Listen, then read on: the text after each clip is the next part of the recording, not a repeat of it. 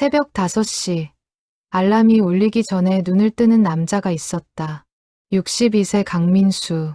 그는 조심스럽게 침대에서 일어나 아내가 깨지 않도록 발소리를 죽이며 거실로 나왔다. 거실 창문 너머로는 아직 어둠이 가시지 않은 새벽 풍경이 펼쳐져 있었다. 강민수는 현관 옆 신발장 위에 놓인 낡은 등산 가방을 내려다보았다. 10년. 그가 이 가방을 메고 집을 나선 지 벌써 10년이 흘렀다.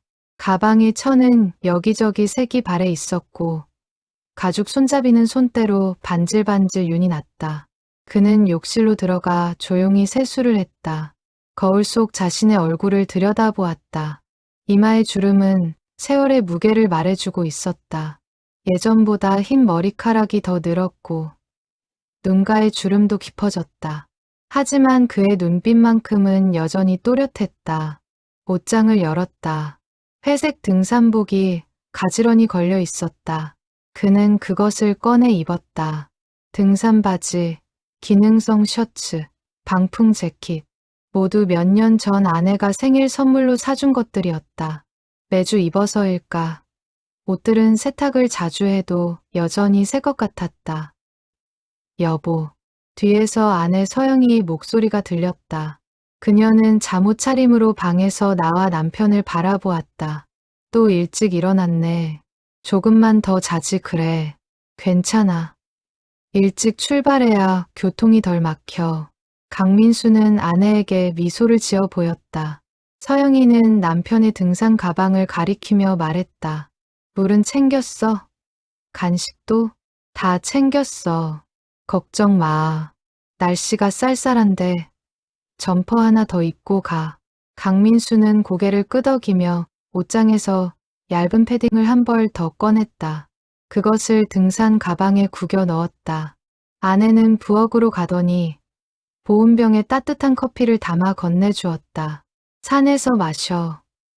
추운데 따뜻한 거 마시고. 고마워. 현관문을 나서기 전 강민수는 잠시 멈춰섰다. 안방 쪽을 돌아보았다.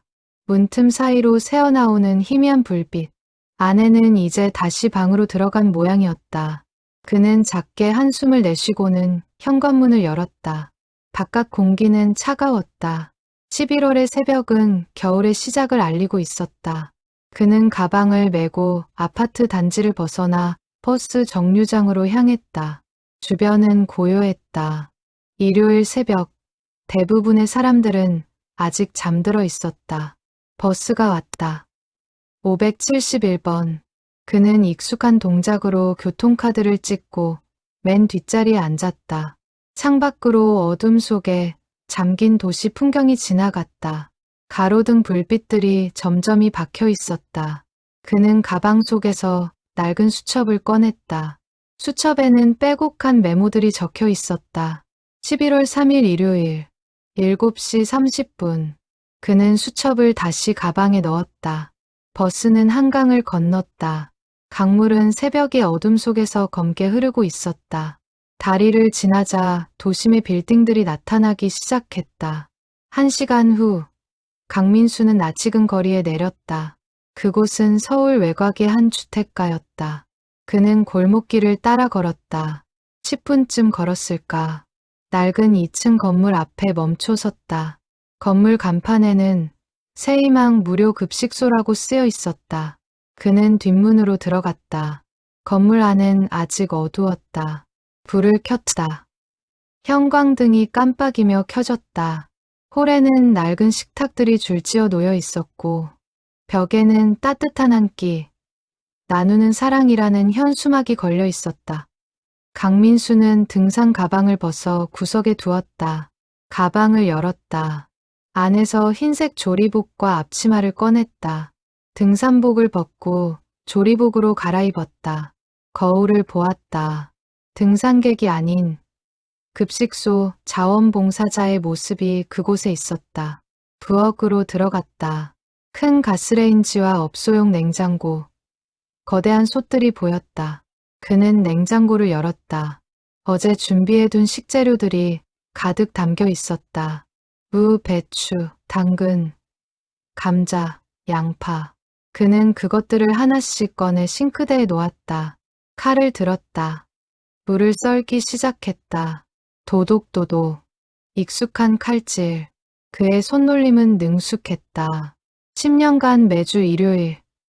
이곳에서 같은 일을 반복한 결과였다. 오전 7시 30분. 뒷문이 열리는 소리가 들렸다. 강민수는 고개를 들었다. 60대 중반의 여성이 들어왔다. 박순자. 이 급식소의 소장이었다. 어머, 강 선생님. 또 제일 먼저 오셨네요. 일찍 일어나는 게 습관이 돼서요. 박순자는 미소를 지으며 조리실로 들어왔다. 그녀도 앞치마를 두르고 강민수 옆에 섰다. 오늘은 뭐 만들기로 했죠? 된장찌개랑 잡채요. 어르신들이 좋아하시니까. 강 선생님 요리 솜씨 때문에 오시는 분들도 있어요. 맛있다고 다들 그러시더라고요. 강민수는 아무 말 없이 미소만 지었다. 그는 다시 물을 썰기 시작했다. 박순자는 옆에서 배추를 다듬었다. 두 사람은 말없이 각자의 일을 했다. 시간이 흘렀다. 오전 9시가 되자 다른 봉사자들이 하나둘 도착하기 시작했다. 20대 대학생, 40대 주부, 50대 퇴직자, 모두 이곳의 단골 봉사자들이었다. 그들은 강민수를 보자 반갑게 인사를 건넸다. 강 선생님, 안녕하세요. 오늘도 오셨네요. 든든합니다. 강민수는 조용히 고개를 숙여 답례했다. 그는 말수가 적었다. 묵묵히 자기 일만 했다. 하지만 그 성실함과 정성 때문에 모두가 그를 존경했다. 오전 10시 30분, 홀의 문이 열렸다. 할머니 한 분이 지팡이를 짚고 들어왔다. 이어서 할아버지 두 분, 중년 남성, 노숙인처럼 보이는 청년. 사람들이 하나둘씩 들어와 식탁에 앉기 시작했다. 강민수는 커다란 국자를 들고 솥 앞에 섰다. 된장찌개가 부글부글 끓고 있었다. 구수한 냄새가 부엌 가득 퍼졌다. 그는 국자로 찌개를 떠서 그릇에 담았다. 밥을 푸고 잡채를 곁들이고 김치를 얹었다. 한 상이 완성되었다. 봉사자들이 그 음식을 받아 손님들에게 날랐다. 강민수는 계속해서 그릇을 채웠다. 하나, 둘, 셋. 멈추지 않고 반복했다. 아, 맛있겠다. 식탁에서 누군가의 감탄이 들렸다. 할머니 한 분이 숟가락을 들고 찌개를 한 입 떠먹었다. 그녀의 얼굴에 미소가 번졌다. 오늘 찌개 진짜 맛있네. 강 선생님이 만드셨어요. 봉사자가 대답했다. 할머니는 부엌 쪽을 바라보았다. 하지만 강민수는 여전히 고개를 숙인 채 다음 그릇을 준비하고 있었다. 그는 칭찬을 듣는 것도, 시선을 받는 것도 원하지 않았다. 그저 묵묵히 자기 일을 할 뿐이었다. 점심시간이 끝났다. 마지막 손님이 나가고 강민수는 설거지를 시작했다. 커다란 솥을 닦고 그릇들을 씻고 부엌을 정리했다. 모든 일이 끝나자 오후 2시가 넘어 있었다. 조리복을 벗었다. 다시 등산복으로 갈아입었다. 가방을 메고 급식소를 나섰다. 박순자가 문 앞까지 따라 나왔다. 강 선생님, 조심히 가세요. 다음 주에 또 뵐게요. 네, 소장님도 건강하세요. 강민수는 골목길을 걸어 나왔다. 오후에 햇살이 따스했다. 그는 버스를 타고 집으로 향했다. 창밖 풍경은 아침과 달랐다. 거리는 사람들로 붐볐고 가게들은 문을 열고 있었다. 집에 도착한 것은 오후 3시였다. 현관문을 열자 아내가 마중 나왔다. 어머, 왔어? 고생했네. 산은 어땠어? 좋았어. 날씨도 좋고 경치도 좋고 친구들은 다 괜찮으시고? 응, 다들 건강하시더라. 강민수는 등산 가방을 내려놓았다. 아내는 그를 보며 흡족해했다. 역시 운동을 꾸준히 하니까 안색도 좋고 나도 가끔 따라갈까 봐. 산길이 험해서 너는 힘들 거야. 그래? 그럼 당신 혼자 다녀와. 서영이는 웃으며 부엌으로 들어갔다. 강민수는 거실 소파에 앉아 한숨을 내쉬었다. 10년. 그는 10년간 이렇게 살아왔다. 매주 일요일 등산을 간다고 거짓말을 하고 실제로는 급식소에서 봉사를 했다. 왜 숨겼을까? 왜 말하지 못했을까? 그는 스스로에게 물었다. 대답은 간단했다. 가족들이 알면 말릴 것이 뻔했기 때문이다. 나이도 있는데 왜 그런 일을 하냐고. 쉬면서 편하게 살라고 할 것이었다. 하지만 강민수에게는 그 일이 필요했다. 누군가를 위해 무언가를 한다는 것. 그것이 그에게는 삶의 이유였다. 퇴직 후 텅 빈 일상을 채워주는 유일한 일이었다. 그는 창밖을 바라보았다. 해가 서쪽으로 기울고 있었다. 다음 일요일도, 그 다음 일요일도 그는 같은 일을 반복할 것이었다. 그렇게 말없이 조용히 자기만의 방식으로 살아갈 것이었다. 11월의 일요일들은 변함없이 흘러갔다. 강민수는 어김없이 새벽에 일어나 등산복을 입고 집을 나섰고 급식소에서 하루를 보낸 뒤 저녁 전에 돌아왔다. 가족들은 그의 규칙적인 생활에 익숙해져 있었다. 아무도 의심하지 않았다. 어느 일요일 저녁, 강민수는 평소보다 조금 늦게 집에 도착했다. 오후 5시가 넘어 있었다. 현관문을 열자 거실에는 온 가족이 모여 있었다. 큰아들 강준혁, 며느리 이혜진, 손녀 강서연, 그리고 작은 딸 강민지까지. 아버지 오셨어요? 준혁이 일어나 인사를 했다. 38세의 큰아들은 중견 기업의 과장이었다. 준혁의 아내 혜진은 부엌에서 저녁 준비를 돕고 있었고 7살 손녀 서연이는 거실 바닥에 앉아 그림을 그리고 있었다. 다들 왔네. 강민수는 등산 가방을 내려놓으며 미소를 지었다. 소파에 앉아있던 작은 딸 민지가 아버지를 올려다보았다. 아빠, 오늘따라 좀 피곤해 보여요. 괜찮아. 오늘 좀 많이 걸었더니 그래. 강민수는 소파에 앉았다. 서영이가 물 한 잔을 건넸다. 날씨가 많이 추워졌는데 무리하지 마. 나이가 있는데. 걱정 마. 나 튼튼해. 하지만 그의 얼굴에는 피곤함이 역력했다. 눈 밑에 그늘이 져 있었고 입술은 바짝 말라 있었다. 오늘따라 급식소에 온 손님들이 많았다. 150명이 넘었다. 그는 쉴 틈 없이 요리를 하고 배식을 하고 설거지를 했다. 할아버지, 저 봐요. 서연이가 그림을 들고 다가왔다. 크레용으로 그린 가족 그림이었다. 알록달록한 색깔로 사람들이 그려져 있었다. 우와, 우리 서연이가 그렸어? 네, 이게 할아버지예요. 서연이는 그림 속 한 사람을 가리켰다. 등산복을 입고 등산 스틱을 든 사람이었다. 강민수는 그 그림을 보며 씁쓸하게 웃었다. 할아버지는 맨날 산에 가요. 저도 데려가 주세요. 서연아, 산은 어른들이 가는 곳이야. 너는 좀 더 크면 가자. 언제요? 초등학교 들어가면? 서연이는 입을 삐죽 내밀었다. 강민수는 손녀의 머리를 쓰다듬었다. 아이의 머리카락은 부드러웠다. 그는 문득 죄책감을 느꼈다. 손녀에게 거짓말을 하고 있다는 사실이 가슴을 짓눌렀다. 저녁 식사 시간이 되었다. 모두 식탁에 둘러앉았다. 혜진이 준비한 음식들이 상에 올랐다. 김치찌개, 불고기, 시금치나물, 계란말이. 강민수는 숟가락을 들었지만 식욕이 없었다. 낮에 급식소에서 맛을 본 음식들이 아직 배를 채우고 있는 것 같았다. 아버지, 많이 드세요. 응, 그래. 그는 억지로 한 숟가락 떠먹었다. 준혁이 아버지를 보며 물었다. 아버지, 등산 동호회 친구분들은 다들 건강하세요?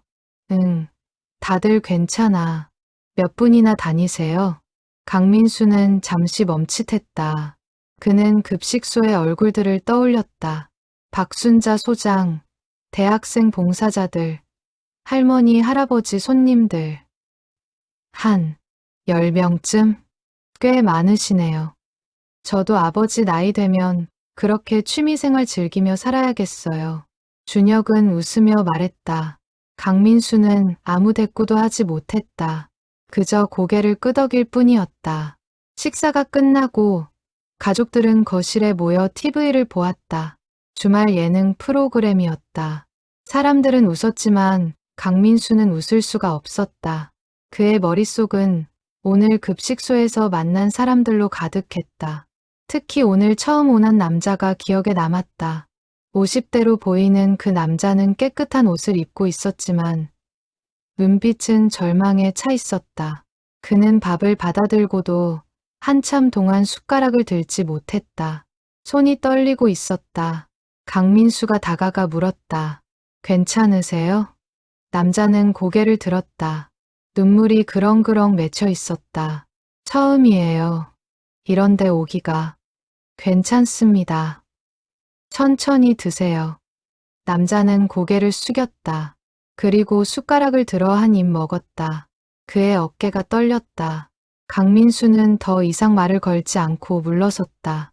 그에게 필요한 것은 위로의 말이 아니라 조용한 시간이었다. 여보, 괜찮아? 아내의 목소리에 강민수는 정신을 차렸다. 그는 TV를 멍하니 바라보고 있었다. 응, 괜찮아. 피곤한 것 같은데 일찍 자. 그래야겠다. 강민수는 일어나 안방으로 들어갔다. 침대에 누웠다. 천장을 바라보았다. 형광등 불빛이 눈부셨다. 그는 눈을 감았다. 하지만 잠이 오지 않았다. 10년. 그는 10년간 이중 생활을 해왔다. 가족들에게는 등산객, 급식소에서는 봉사자, 두 개의 얼굴을 가지고 살았다. 언제까지 이럴 수 있을까? 언젠가는 들킬 것이다. 그 생각이 그를 불안하게 만들었다. 다음 날 월요일, 강민수는 평소처럼 아침을 먹고 산책을 나갔다. 퇴직 후 그의 일상은 단순했다. 아침 산책, 점심 식사, 오후 독서, 저녁 TV 시청. 하지만 일요일만큼은 달랐다. 그날만큼은 그에게 목적이 있었다. 아파트 단지를 한 바퀴 돌고 돌아오는 길. 그는 옆동에 사는 이웃을 만났다. 같은 나이 또래의 남자였다. 박종현. 그도 몇 년 전 퇴직한 사람이었다. 강 선생, 산책 나왔어? 응. 날씨가 좋아서. 요즘 일요일마다 등산 간다며? 부지런하네. 그냥 몸 좀 움직이려고. 박종현은 부러운 듯 말했다. 나도 취미 하나 가져야 하는데 집에만 있으니까 답답해. 골프 치지 않아? 그건 돈이 많이 들잖아. 등산이 제일이야. 강 선생은 어느 산 다녀? 강민수는 순간 당황했다. 그는 급하게 대답했다. 청악산. 청악산. 거기 좋지. 나도 예전에 몇 번 가봤어. 어느 코스로 오르는데? 주로 북쪽 코스. 아, 거기 경치 좋더라. 나도 같이 가도 될까? 강민수의 심장이 빠르게 뛰었다. 그는 애써 침착함을 유지하며 말했다. 우리 동호회는 회원들끼리만 다녀서. 그래. 그럼 어쩔 수 없지. 나중에 기회 되면 같이 가자. 그래, 그러자. 강민수는 서둘러 자리를 떴다. 집으로 돌아오는 내내 가슴이 두근거렸다. 거짓말이 점점 커지고 있었다. 언젠가는 무너질 거짓말. 그는 불안했다. 그날 오후, 강민수는 안방에 혼자 앉아 있었다. 창밖으로는 흐린 하늘이 보였다. 비가 올 것 같았다. 그는 서랍을 열었다. 안에는 낡은 수첩이 들어 있었다. 지난 10년간의 기록이 담긴 수첩이었다. 2015년 11월 8일, 새희망 급식소 첫 봉사. 2016년 3월 15일, 된장찌개 100인분 조리. 2018년 7월 22일, 폭염 속에서도 130명 식사 제공. 수첩을 넘기며 강민수는 그날들을 떠올렸다. 처음 급식소를 찾았을 때의 떨림. 처음 요리를 했을 때의 긴장, 처음 손님들의 고마운 말을 들었을 때의 뿌듯함. 그는 왜 그 일을 시작했을까? 퇴직하고 첫 해, 그는 무료했다. 할 일이 없었다. 매일 TV만 보고 공원에 나가 앉아 있었다. 그러던 어느 날, 신문에서 급식소 기사를 봤다. 자원봉사자를 구한다는 내용이었다. 처음에는 망설였다. 자신이 그런 일을 할 수 있을까? 요리도 서툴렀다. 하지만 무언가 해야겠다는 생각이 들었다. 그래서 찾아갔다. 박순자 소장이 반갑게 맞아주었다. 어서 오세요. 도움이 필요하신가요?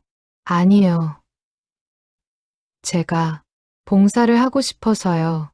박순자의 얼굴에 환한 미소가 번졌다. 정말요? 감사합니다. 요즘 봉사자가 많이 부족해서요. 그렇게 시작된 일이 10년이 되었다. 그는 요리를 배웠다. 처음에는 서툴렀지만 점점 나아졌다. 사람들이 그의 요리를 맛있게 먹는 모습을 보며 보람을 느꼈다.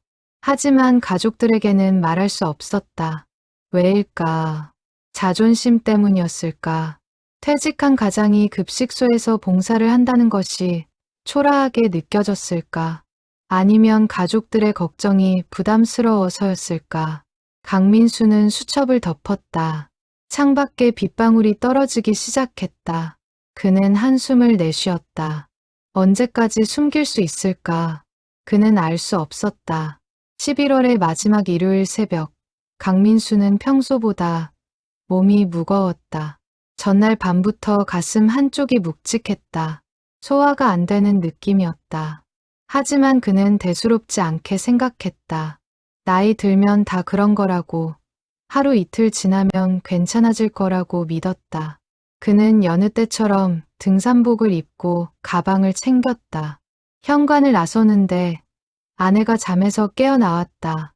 여보, 오늘은 좀 쉬는 게 어때? 안색이 안 좋아 보여. 괜찮아. 그냥 잠을 못 자서 그래. 무리하지 마. 나이가 있는데. 강민수는 아내의 어깨를 가볍게 두드렸다. 걱정 마. 산 공기 쉬고 오면 나아질 거야. 하지만 집을 나서자마자 그는 어지러움을 느꼈다. 계단을 내려가는데 발이 휘청거렸다. 손으로 난간을 잡고 천천히 내려갔다. 숨이 가빴다. 평소에는 아무렇지도 않은 계단인데 오늘은 숨이 턱까지 찼다. 버스 정류장까지 걸어가는 동안에도 가슴의 묵직함은 사라지지 않았다. 오히려 점점 심해지는 것 같았다. 가슴 왼쪽이 조여오는 듯한 느낌. 그는 가슴을 쓸어내렸다. 버스가 왔다. 그는 뒷자리에 앉아 눈을 감았다. 괜찮아. 조금만 쉬면 나아질 거야. 하지만 급식소에 도착했을 때 그의 상태는 더 나빠져 있었다. 조리복으로 갈아입는데 손이 떨렸다. 이마에는 식은땀이 맺혔다. 그는 세면대에서 찬물로 세수를 했다. 거울 속 자신의 얼굴은 창백했다. 오늘만 버티자. 오늘만. 그는 부엌으로 들어갔다. 박순자가 먼저 와 있었다. 그녀는 강민수를 보자 깜짝 놀랐다. 강 선생님, 안색이 왜 그래요? 어디 아프세요? 아니에요. 그냥 좀 피곤해서요. 오늘은 쉬시는 게 좋겠어요. 제가 다른 봉사자들한테 연락할게요. 괜찮습니다. 할 수 있어요. 강민수는 고집을 부렸다. 오늘은 메뉴가 김치찌개였다. 손님들이 가장 좋아하는 메뉴. 그는 이 요리를 제일 잘 만들었다. 오늘만큼은 빠질 수 없었다. 그는 물을 썰기 시작했다. 칼을 들었지만 손에 힘이 제대로 들어가지 않았다. 칼이 미끄러졌다. 무가 제대로 썰리지 않았다. 박순자가 걱정스럽게 지켜보았다. 강 선생님, 정말 괜찮으세요? 네, 괜찮습니다. 하지만 그의 얼굴은 점점 더 창백해졌다. 이마의 땀은 멈추지 않았다. 가슴의 통증은 이제 등까지 퍼지고 있었다. 왼팔이 저리고 무거웠다. 숨 쉬는 것조차 힘들었다. 10시가 되었다. 손님들이 들어오기 시작했다. 강민수는 국자를 들고 솥 앞에 섰다. 김치찌개가 부글부글 끓고 있었다. 그는 국자를 떠 그릇에 담았다. 한 그릇, 두 그릇, 세 그릇. 손이 떨렸다. 찌개가 그릇 밖으로 흘렀다. 강 선생님. 박순자가 다가왔다. 그녀는 강민수의 팔을 잡았다. 안 되겠어요. 병원에 가셔야겠어요. 아닙니다. 조금만 더. 그 순간이었다. 강민수의 눈앞이 캄캄해졌다. 가슴을 쥐어뜯는 듯한 통증이 몰려왔다. 국자가 손에서 떨어졌다. 그의 몸이 앞으로 쏟아졌다. 강 선생님. 박순자가 소리쳤다. 주변에 봉사자들이 달려왔다. 강민수는 바닥에 쓰러져 있었다. 눈은 반쯤 감겨 있었고 입술은 파랗게 변해 있었다. 119 불러요. 빨리. 누군가가 소리쳤다. 박순자는 강민수의 손을 잡았다. 그의 손은 차갑고 축축했다. 강 선생님, 정신 차리세요. 강 선생님. 하지만 강민수는 대답하지 못했다. 그의 의식은 흐릿해지고 있었다. 천장의 형광등이 희미하게 보였다. 주변의 목소리들이 멀게 들렸다. 가족들, 미안해. 그것이 그가 마지막으로 떠올린 생각이었다. 그리고 모든 것이 어둠 속으로 사라졌다. 구급차가 도착했다. 응급구조사들이 들것을 가지고 들어왔다. 그들은 강민수를 들것에 옮겨 실었다. 산소 마스크를 씌우고 심전도를 측정했다. 급성 심근경색. 심장 혈관이 막혀 심장 근육으로 가는 혈류가 차단된 상태였다. 빨리 병원으로 가야 합니다. 구급차는 사이렌을 울리며 출발했다. 박순자는 강민수의 가방을 챙겨같이 탔다. 그녀는 가방 안을 뒤졌다. 지갑이 있었다. 신분증을 꺼냈다. 강민수의 이름과 주소가 적혀 있었다. 가족분께 연락해야겠어요. 박순자는 휴대폰을 꺼냈다. 하지만 강민수의 휴대폰에는 잠금이 걸려 있었다. 연락처를 찾을 수 없었다. 그녀는 지갑을 다시 뒤졌다. 명함 몇 장, 영수증들, 그리고 작은 메모지 하나. 메모지에는 숫자가 적혀 있었다. 전화번호처럼 보였다. 그녀는 그 번호로 전화를 걸었다. 신호음이 울렸다. 한 번, 두 번, 세 번. 그리고 누군가 받았다. 여보세요? 여성의 목소리였다. 박순자는 조심스럽게 말했다. 혹시 강민수 씨 아내분이세요? 네. 그런데 누구세요? 저는 세이만 급식소의 박순자라고 합니다. 강민수 선생님께서 오늘 급식소에서 쓰러지셔서 지금 병원으로 가는 중입니다. 전화 저편이 조용해졌다. 잠시 침묵이 흐른 뒤 떨리는 목소리가 들렸다. 뭐라고요? 급식소요? 우리 남편이 왜 거기에? 일단 병원으로 오세요. 강남성 신병원 응급실입니다. 지금 갑니다. 전화가 끊겼다. 박순자는 휴대폰을 내려놓았다. 구급차는 계속해서 달렸다.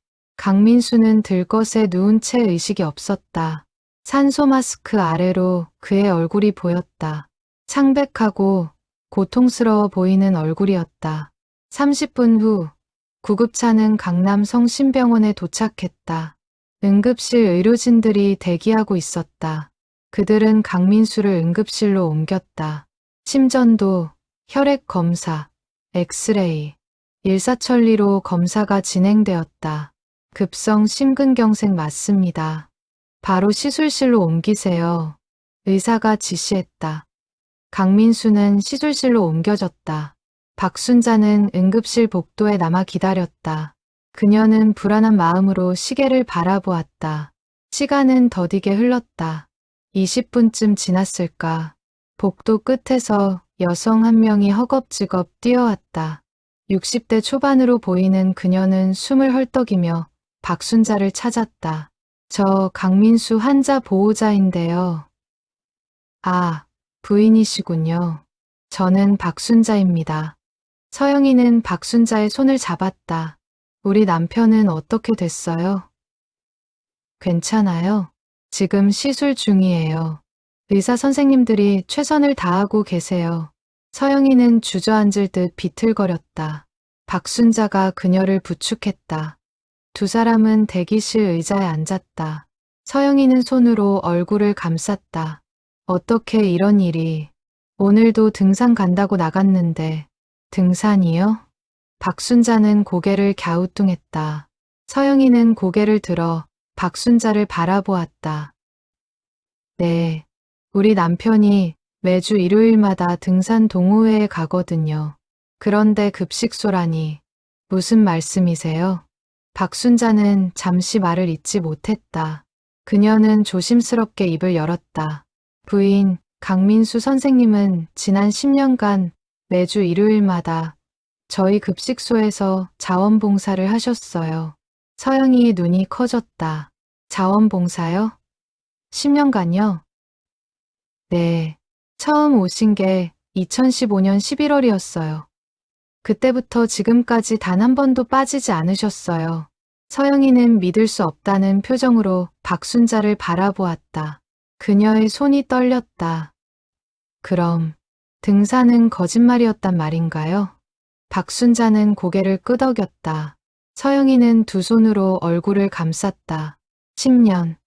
10년간 남편은 거짓말을 해온 것이었다. 그녀는 아무것도 몰랐다. 그때 시술실 문이 열렸다.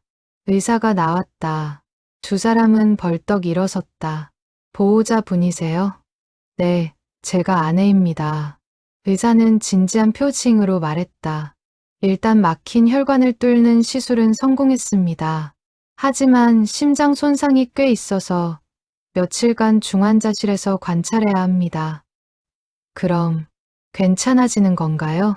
최선을 다하겠습니다. 하지만 앞으로 48시간이 중요합니다. 의사는 고개를 숙이고 돌아갔다. 서영이는 그 자리에 주저앉았다. 박순자가 그녀의 어깨를 감싸 안았다. 괜찮아질 거예요. 강민수 선생님은 강한 분이에요. 하지만 서영이의 눈에서는 눈물이 흘러내렸다. 남편의 거짓말, 급작스러운 쓰러짐, 불확실한 미래, 모든 것이 그녀를 압도했다. 복도 끝에서 발소리가 들렸다. 준혁과 민지가 달려왔다. 그들은 어머니를 보자 다급하게 물었다. 엄마, 아버지는요? 지금 중환자실에 계셔. 서영이는 겨우 그 말을 꺼냈다. 준혁과 민지는 서로를 바라보았다. 그들의 얼굴에는 충격과 불안이 가득했다. 그렇게 강민수의 비밀은 세상에 드러나기 시작했다. 강민수가 중환자실로 옮겨진 후 서영이와 자식들은 병원 복도에 남았다. 그들은 아무 말도 하지 못한 채 멍하니 앉아 있었다. 박순자는 그들 곁을 지켰다. 그녀는 가방을 열어 강민수의 물건들을 꺼냈다. 이게 강민수 선생님 가방이에요. 병원에 오면서 챙겨왔어요. 서영이는 가방을 받아들었다. 익숙한 가방이었다. 10년간 매주 일요일 남편이 메고 나갔던 바로 그 가방. 그녀는 지퍼를 열었다. 안에서 흰색 조리복이 나왔다. 이건 조리복에는 얼룩이 묻어 있었다.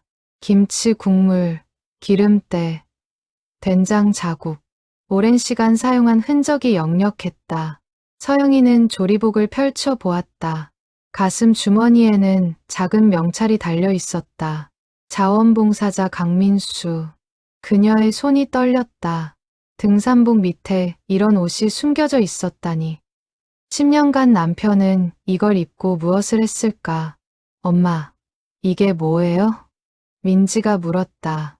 서영이는 딸을 바라보았다. 그리고 박순자를 바라보았다. 박 선생님, 우리 남편이 거기서 정확히 뭘 한 건가요? 박순자는 천천히 입을 열었다. 요리를 하셨어요.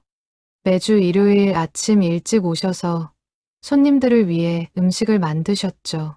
주로 찌개나 국을 끓이셨고 가끔은 잡채나 볶음밥도 만드셨어요. 요리를요? 준혁이 놀라며 물었다. 네, 강민수 선생님 요리 솜씨가 정말 훌륭하세요. 저희 급식소에서 제일 맛있다고 소문나 있어요. 서영이는 믿을 수 없었다. 남편이 요리를 집에서는 단 한 번도 부엌에 들어가지 않았던 사람이, 라면 하나 제대로 끓이지 못하던 사람이, 그리고 배식도 하시고 설거지도 하시고 청소도 하셨어요. 항상 제일 먼저 오시고 제일 늦게 가셨죠. 박순자의 말에 가족들은 할 말을 잃었다. 그들이 알던 강민수는 과묵하고 무뚝뚝하고 자신의 일 외에는 관심이 없는 사람이었다. 퇴직 후에는 집에서 TV만 보고 산책만 하는 사람이었다. 왜 말을 안 했을까요? 민지가 물었다. 박순자는 잠시 생각하다가 대답했다. 아마도 부담을 주고 싶지 않으셨던 것 같아요. 강민수 선생님은 말수가 적으신 분이에요. 급식소에서도 거의 말씀을 안 하셨어요. 그냥 묵묵히 일만 하셨죠. 서영이는 가방을 다시 뒤졌다. 수건, 물병, 그리고 낡은 수첩이 나왔다. 그녀는 수첩을 펼쳤다. 빼곡한 메모들이 적혀 있었다. 2015년 11월 8일, 첫 봉사. 떨렸다. 하지만 해낼 수 있을 것 같다. 2016년 2월 14일, 오늘 할머니 한 분이 맛있다고 하셨다. 기분이 좋았다. 2017년 6월 3일, 폭염. 힘들었지만 보람 있었다. 2019년 12월 25일, 크리스마스. 홀로 오신 분들이 많았다. 외로워 보였다. 2023년 5월 7일, 영희 생일. 오늘따라 집에 빨리 가고 싶었다. 수첩을 넘기는 서영이의 눈에 눈물이 고였다. 남편의 지난 10년이 이 수첩 안에 담겨 있었다. 가족들이 전혀 모르는 남편만의 10년. 이 사람이 이런 일을 하고 있었구나. 서영이는 중얼거렸다. 준혁이 어머니 옆에 앉아 수첩을 함께 보았다. 아버지의 필체는 삐뚤삐뚤했지만 정성스러웠다. 하나하나 기록한 날들. 그날들은 아버지에게 얼마나 소중했을까. 저도 몰랐어요. 박순자가 말했다. 강민수 선생님이 가족분들께 말씀을 안 하신 줄은 저는 당연히 아실 거라고 생각했어요. 우리는 등산 동호회에 간다고만 알고 있었어요. 민지가 말했다. 박순자는 안타까운 표정을 지었다. 강민수 선생님은 정말 훌륭한 분이에요. 10년간 단 한 번도 빠지지 않으셨어요. 아프실 때도, 날씨가 안 좋을 때도 꼭 오셨죠. 저희 급식소가 지금까지 운영될 수 있었던 건 선생님 덕분이에요. 그녀의 말에 가족들은 고개를 숙였다. 그들은 아버지를 제대로 몰랐다. 아니, 알려고 하지 않았는지도 몰랐다.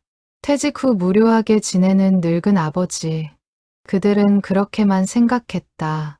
준혁은 가방 안을 더 뒤졌다. 명함 몇 장이 나왔다. 세이만 급식소 소장 박순자, 사회복지사 김영수, 자원봉사센터 이미경, 모두 급식소와 관련된 사람들이었다. 그리고 한 장의 사진이 나왔다. 급식소 앞에서 찍은 단체 사진이었다. 조리복을 입은 봉사자들이 줄지어 서 있었고 그 가운데 강민수가 있었다. 그는 카메라를 보며 환하게 웃고 있었다. 아버지가 이렇게 웃는 얼굴을 한 적이 있었나? 민지가 놀라며 말했다. 서영이도 사진을 들여다보았다. 남편의 얼굴에는 집에서 볼 수 없었던 밝은 미소가 있었다. 행복해 보였다. 살아있다는 느낌이 들었다. 강민수 선생님은 급식소에서 항상 저렇게 웃으셨어요. 박순자가 말했다. 일하실 때는 진지하셨지만 손님들과 이야기하실 때나 봉사자들과 함께 식사하실 때는 늘 웃으셨어요. 특히 할머니, 할아버지들이 맛있다고 하시면 정말 기뻐하셨죠. 가족들은 말없이 사진을 바라보았다. 그들이 아는 아버지는 무표정하고 무뚝뚝한 사람이었다. 말도 별로 없고 감정 표현도 하지 않는 사람이었다. 하지만 이 사진 속 아버지는 달랐다. 살아 있었다. 그때 중환자실 문이 열렸다. 간호사가 나왔다. 보호자분들 잠깐 들어오세요. 서영이는 벌떡 일어났다. 준혁과 민지도 따라 일어섰다. 그들은 간호사를 따라 중환자실로 들어갔다. 중환자실은 조용했다. 여러 개의 침대가 놓여 있었고 각 침대마다 의료 기기들이 달려 있었다. 깜빡이는 모니터 불빛, 규칙적인 기계음. 그 가운데에 강민수가 누워 있었다. 그는 산소 마스크를 쓰고 있었다. 가슴에는 심전도 패치가 붙어 있었고 팔에는 링거 줄이 꽂혀 있었다. 눈은 감겨 있었다. 얼굴은 여전히 창백했다. 여보. 서영이는 남편의 손을 잡았다. 차가웠다. 그녀는 남편의 손을 두 손으로 감싸 쥐었다. 눈물이 흘러내렸다. 왜 말을 안 했어요? 왜 혼자 그런 일을 했어요? 하지만 강민수는 대답하지 않았다. 그는 깊은 잠에 빠져 있었다. 서영이는 남편의 이마에 손을 얹었다. 뜨거웠다. 열이 있는 것 같았다. 준혁과 민지는 침대 곁에 섰다. 그들은 아버지를 내려다보았다. 주름진 얼굴, 흰 머리카락, 말라간 손, 늙은 아버지의 모습이었다. 하지만 이제 그들은 알았다. 이 늙은 아버지가 지난 10년간 무엇을 했는지. 아버지. 준혁은 아버지의 어깨를 가만히 만졌다. 그의 어깨는 생각보다 넓지 않았다. 언젠가부터 아버지는 작아져 있었다. 준혁이 어렸을 때 그렇게 크고 든든해 보이던 아버지는 이제 자신보다 작았다. 면회 시간이 얼마 안 남았어요. 나가 계셔야 해요. 간호사가 말했다. 가족들은 아쉬움을 남긴 채 중환자실을 나왔다. 복도에는 여전히 박순자가 기다리고 있었다. 괜찮으세요? 네. 의식은 없지만 안정적이라고 하네요. 서영이가 대답했다. 박순자는 안도의 한숨을 내쉬었다. 다행이에요. 강민수 선생님은 강한 분이세요. 꼭 깨어나실 거예요. 박 선생님. 서영이가 그녀를 불렀다. 제가 급식소에 가봐도 될까요? 남편이 10년간 있었던 곳을 보고 싶어요. 물론이죠. 언제든지 오세요. 박순자는 명함을 건넸다. 서영이는 명함을 받아 주머니에 넣었다. 내일 아침에 가볼게요. 기다리고 있겠습니다. 박순자는 고개를 숙여 인사하고 병원을 나섰다. 가족들은 대기실 의자에 다시 앉았다. 길고 긴 밤이 시작되고 있었다. 다음 날 아침, 서영이는 일찍 병원을 나섰다. 준혁이 함께 가겠다고 했지만 그녀는 혼자 가고 싶었다. 남편이 10년간 숨겨왔던 곳, 그곳을 혼자 마주하고 싶었다. 박순자가 알려준 주소를 따라 버스를 탔다. 남편이 매주 탔을 그 버스. 창밖 풍경을 바라보며 서영이는 생각했다. 10년간 남편은 이 길을 혼자 다녔구나. 비가 오나 눈이 오나, 더우나 추우나. 1시간쯤 지나 그녀는 낯선 동네에 내렸다. 주택가였다. 낡은 건물들이 줄지어 서 있었다. 골목길을 따라 걸었다. 10분쯤 걸으니 새희망 무료 급식소라는 간판이 보였다. 서영이는 건물 앞에 섰다. 2층짜리 낡은 건물. 페인트가 벗겨져 있었고 간판도 색이 발해 있었다. 하지만 깨끗하게 관리되고 있었다. 유리창은 반짝거렸고 화단에는 꽃이 심어져 있었다. 문을 열고 들어갔다. 홀에는 이미 몇 명의 봉사자들이 와 있었다. 그들은 식탁을 닦고 있었다. 서영이를 보자 한 명이 다가왔다. 어서 오세요. 혹시 식사하러 오신 건가요? 아니에요. 저는 강민수 씨 아내예요. 봉사자의 얼굴이 환해졌다. 아, 강 선생님 부인이세요. 어제 일 들었어요. 어떠세요? 괜찮아지셨어요? 아직 의식은 없지만 안정적이래요. 다행이다. 우리 모두 걱정했어요. 그때 안쪽에서 박순자가 나왔다. 그녀는 서영이를 보자 반갑게 맞았다. 어서 오세요. 부인, 일찍 오셨네요. 남편이 있었던 곳을 보고 싶어서요. 박순자는 고개를 끄덕이며 서영이를 안으로 안내했다. 홀을 지나 부엌으로 들어갔다. 큰 가스레인지, 업소용 냉장고, 거대한 솥들이 보였다. 강민수 선생님이 주로 여기서 일하셨어요. 박순자는 솥을 가리켰다. 이 솥에서 찌개를 끓이시고 저 레인지에서 반찬을 만드셨죠. 하루에 100인분에서 150인분 정도 만드셨어요. 서영이는 솥을 내려다보았다. 거대한 솥이었다. 이 안에서 남편이 요리를 했다니. 믿기지 않았다. 남편이 정말 요리를 잘했나요? 정말 잘하셨어요. 처음에는 서툴렀지만 점점 나아지셨어요. 지금은 저보다 나아요. 박순자는 웃으며 말했다. 특히 된장찌개랑 김치찌개가 일품이에요. 할머니, 할아버지들이 강 선생님 찌개 먹으려고 오신다니까요. 서영이는 칼과 도마를 보았다. 칼 손잡이는 손때로 반질반질했다. 남편의 손이 10년간 잡았을 그 칼. 도마에는 칼자국이 깊게 패여 있었다. 여기 앉으세요. 박순자는 서영이를 작은 휴게실로 안내했다. 두 사람은 테이블에 마주 앉았다. 박순자는 차를 따라 건넸다. 강민수 선생님이 처음 오셨을 때가 생각나요. 박순자가 말문을 열었다. 2015년 11월이었어요. 어느 일요일 아침, 문을 두드리는 소리가 났죠. 문을 열었더니 등산복을 입은 남자분이 서 계시더라고요. 서영이는 차를 마시며 박순자의 이야기에 귀를 기울였다. 자원봉사를 하고 싶다고 하셨어요. 처음에는 정말 서툴렀어요. 칼질도 못하시고 요리도 몰랐어요. 하지만 배우려고 정말 열심히 하셨어요. 박순자는 창밖을 바라보며 회상했다. 매주 일요일 새벽 6시면 꼭 오셨어요. 항상 제일 먼저 와서 제일 늦게 가셨죠. 아프실 때도, 날씨가 안 좋을 때도 빠지지 않으셨어요. 왜 그랬을까요? 왜 이런 일을 하신 걸까요? 서영이가 물었다. 박순자는 잠시 생각하다가 대답했다.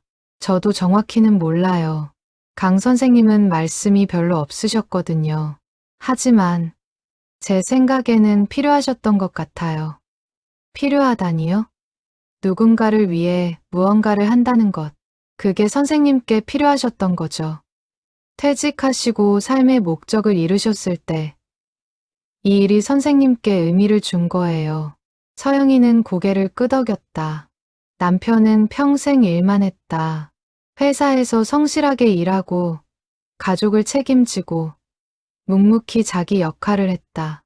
그러다 퇴직했다. 갑자기 할 일이 없어졌다. 선생님은 손님들을 정말 따뜻하게 대하셨어요. 박순자가 계속 말했다. 어떤 분이 처음 오셔서 부끄러워하시면 선생님이 먼저 다가가 인사하셨어요. 천천히 드세요.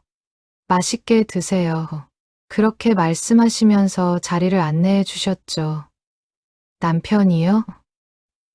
네. 집에서는 어떠셨는지 모르겠지만 여기서는 정말 따뜻한 분이셨어요. 서영이는 눈물이 날 것 같았다. 집에서 남편은 말이 없었다. 감정을 드러내지 않았다. 아내나 자식들에게도 무뚝뚝했다.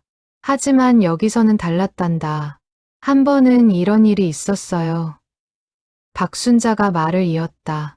한 할머니가 오셨는데 너무 배가 고파서 눈물을 흘리며 드시는 거예요. 강 선생님이 그걸 보시고 가만히 부엌으로 가시더니 계란 후라이를 하나 더 해오셨어요. 그리고 할머니 앞에 놓으시면서 더 드세요 하셨죠. 서영이는 손수건으로 눈가를 닦았다. 또 한 번은 겨울에 노숙인 청년이 왔어요. 옷도 제대로 안 입고 추워서 떨고 있었죠. 강 선생님이 그 청년에게 자기 점퍼를 벗어주셨어요. 이거 입어요. 추운데 하시면서요. 그 점퍼를 다시 받았나요? 아니요. 청년이 입고 나갔는데 다시 안 왔어요. 하지만 강 선생님은 괜찮다고 하셨어요. 그 청년이 따뜻하게 지냈다면 그걸로 됐다고요. 서영이는 더 이상 참을 수 없었다. 눈물이 주르륵 흘러내렸다. 박순자는 조용히 그녀의 손을 잡았다. 강민수 선생님은 정말 좋은 분이에요. 저희 급식소의 보물이에요. 그때 홀에서 소리가 들렸다. 손님들이 들어오기 시작한 것이었다. 박순자는 일어섰다. 부인도 함께 계시면서 보시겠어요? 서영이는 고개를 끄덕였다. 두 사람은 홀로 나갔다. 식탁마다 사람들이 앉기 시작했다. 할머니, 할아버지, 중년 남성, 젊은 여성, 모두 다른 사연을 가진 사람들이었다. 봉사자들이 음식을 나르기 시작했다. 오늘은 미역국과 제육볶음이었다. 서영이는 한쪽에 서서 그 모습을 바라보았다. 맛있겠다. 한 할아버지가 감탄했다. 그는 숟가락을 들고 국을 한 입 떠먹었다. 만족스러운 표정이었다. 오늘 강 선생님 안 오셨어요? 옆 테이블의 할머니가 물었다. 봉사자가 대답했다. 강 선생님이 편찮으셔서 병원에 계세요. 어머, 큰일이네. 빨리 나으셔야 할 텐데. 사람들은 걱정스러운 표정을 지었다. 서영이는 그 모습을 보며 깨달았다. 남편은 여기서 필요한 사람이었구나. 사랑받는 사람이었구나. 점심시간이 끝나고 손님들이 하나둘 나갔다. 서영이는 박순자를 도와 식탁을 닦았다. 그녀는 오랜만에 뭔가를 하고 있다는 느낌을 받았다. 설거지가 끝나고 박순자는 서영이를 다시 휴게실로 안내했다. 부인, 제가 하나 드릴 게 있어요. 박순자는 서랍을 열어 봉투 하나를 꺼냈다. 두툼한 봉투였다. 이게 뭐예요? 강민수 선생님이 급식소를 위해 매달 후원하신 돈이에요. 서영이는 놀라서 박순자를 바라보았다. 돈을요? 네. 10년간 매달 10만 원씩 후원하셨어요. 처음에는 사양했는데 선생님이 꼭 받으라고 하셨어요. 그 돈으로 식재료를 사고 시설을 고치고 했죠. 서영이는 봉투를 받아들었다. 손이 떨렸다. 10년이면 1200만 원이네요. 네. 선생님의 정성이 담긴 돈이에요. 서영이는 봉투를 가슴에 안았다. 남편은 집에서 한 푼이라도 아껴 썼다. 외식도 거의 안 했고 옷도 아껴 입었다. 그 돈을 여기에 쓰고 있었구나. 제가 남편을 제대로 몰랐어요. 서영이는 중얼거렸다. 박순자는 그녀의 어깨를 토닥였다. 이제라도 아셨잖아요. 그리고 강 선생님이 깨어나시면 직접 물어보세요. 왜 숨겼는지, 왜 이 일을 했는지. 서영이는 고개를 끄덕였다. 그녀는 급식소를 나와 병원으로 향했다. 가는 내내 남편 생각뿐이었다. 빨리 깨어나라. 말을 하고 싶다. 10년 동안 하지 못한 이야기들을 나누고 싶다. 강민수가 쓰러진 지 사흘째 되는 날 아침. 그는 눈을 떴다. 희미한 의식이 돌아왔다. 천장에 하얀 불빛이 눈부셨다. 어디인지 알 수 없었다. 몸을 움직이려 했지만 힘이 들지 않았다. 환자분 깨어나셨어요? 옆에서 간호사의 목소리가 들렸다. 강민수는 고개를 돌렸다. 하얀 가운을 입은 간호사가 서 있었다. 여기가 어디죠? 병원이에요. 강남 성심병원 중환자실이에요. 편찮으셔서 입원하셨어요. 병원. 강민수는 기억을 더듬었다. 급식소. 부엌. 김치찌개를 끓이다가 그리고 가슴이 아팠던 것 같았다. 그 다음은 기억이 나지 않았다. 보호자분들 부를게요. 잠시만 기다리세요. 간호사가 나갔다. 강민수는 천장을 바라보았다. 가슴에는 모니터 패치가 붙어 있었고 팔에는 링거 줄이 꽂혀 있었다. 몸이 무거웠다. 잠시 후 중환자실 문이 열렸다. 서영이가 달려 들어왔다. 그녀의 얼굴에는 눈물이 가득했다. 여보, 정신 차렸어요? 강민수는 아내를 보았다. 그녀의 눈은 빨갛게 충혈되어 있었다. 며칠간 잠을 못 잔 것 같았다. 영희야. 걱정했어요. 정말 많이 걱정했어요. 서영이는 남편의 손을 잡았다. 강민수는 아내의 손을 느꼈다. 따뜻했다.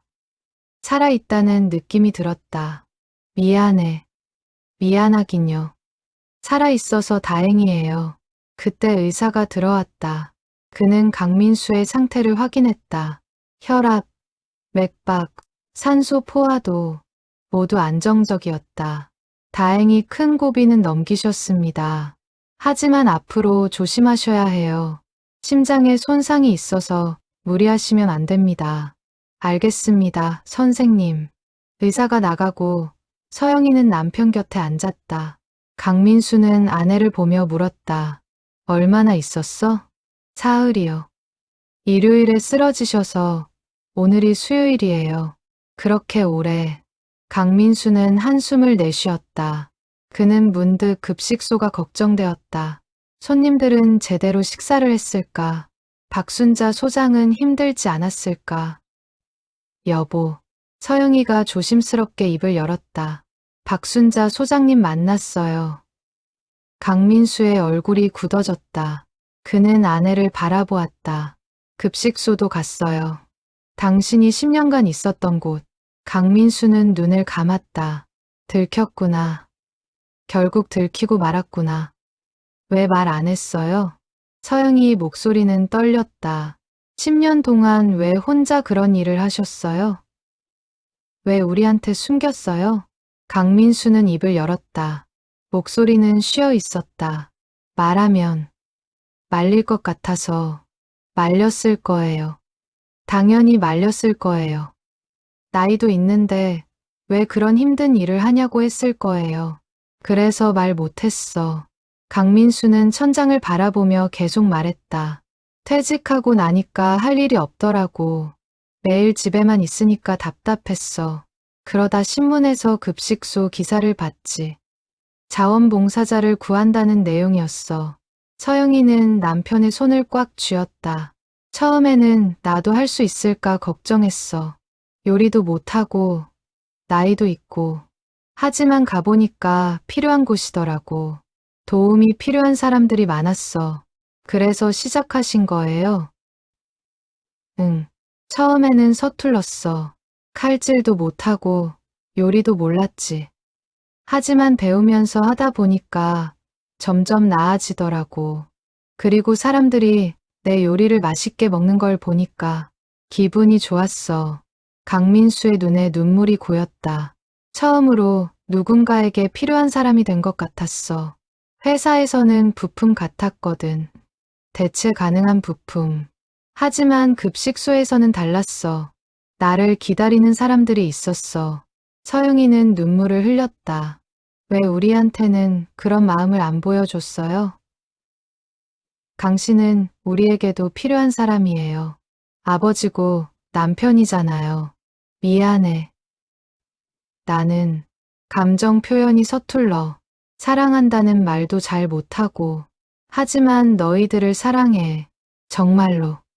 서영이는 남편의 가슴에 얼굴을 묻었다. 그녀는 소리내어 울었다. 강민수는 아내의 머리를 쓰다듬었다. 앞으로는 말할게. 숨기지 않을게. 약속해요? 약속해. 문이 열렸다. 준혁과 민지가 들어왔다.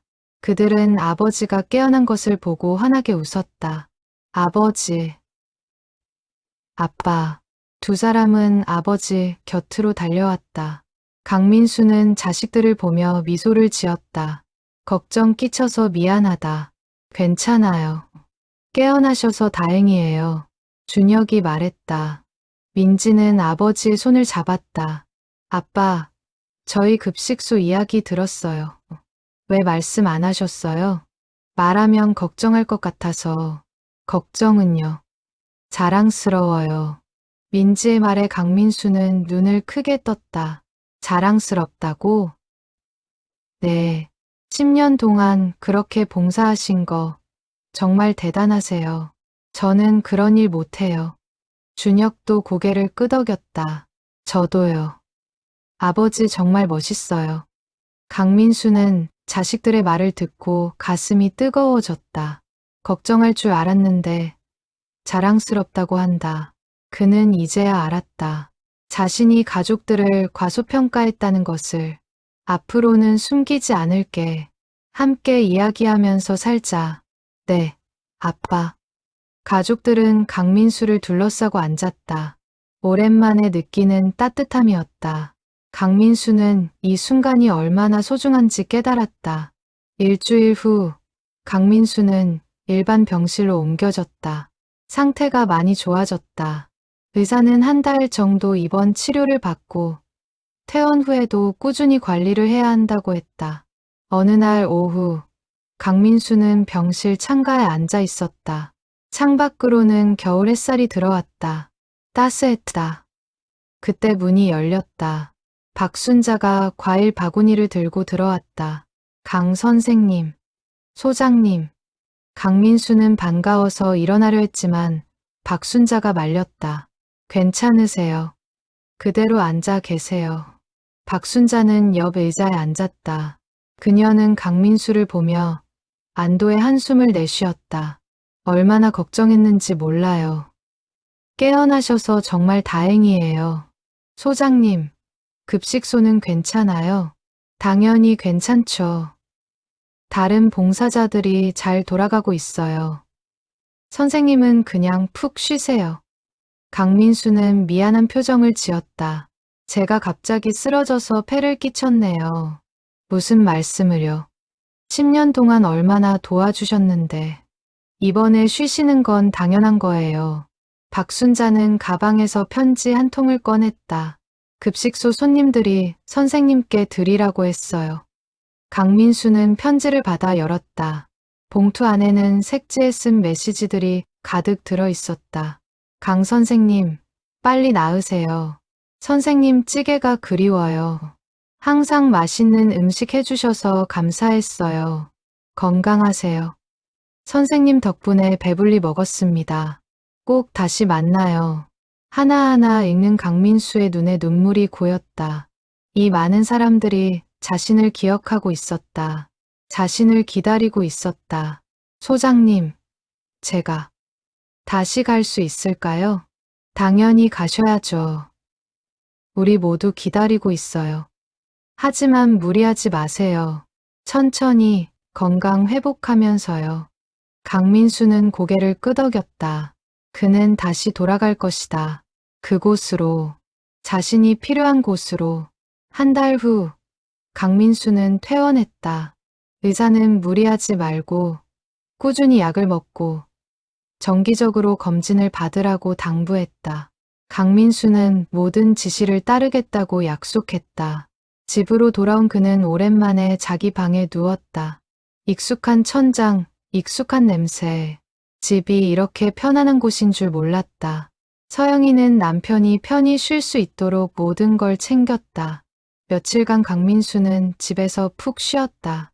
산책도 하고, 책도 읽고, TV도 봤다.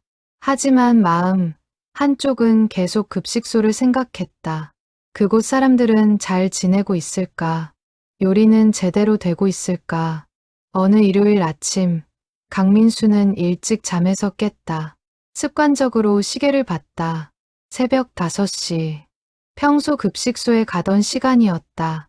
그는 침대에서 일어나 창밖을 바라보았다. 아직 어두웠다. 거실로 나가려는데 서영이가 방문을 열고 들어왔다. 깨어났어요? 일찍 일어났네.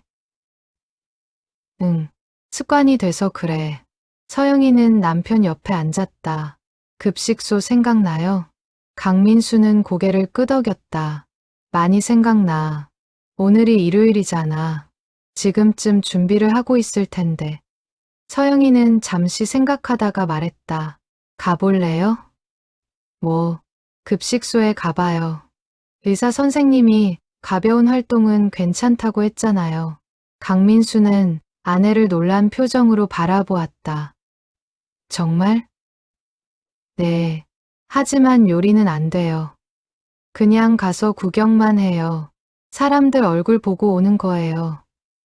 강민수는 환하게 웃었다. 오랜만에 보는 밝은 미소였다. 고마워, 영희야. 뭐가 고마워요. 당신이 좋아하는 일인데. 두 사람은 준비를 했다. 강민수는 등산복 대신 평상복을 입었다. 이제 숨길 필요가 없었다. 서영이도 옷을 갈아입고 함께 나섰다. 버스를 타고 급식소로 향했다. 창밖 풍경은 익숙했지만 아내와 함께 가는 길은 낯설었다.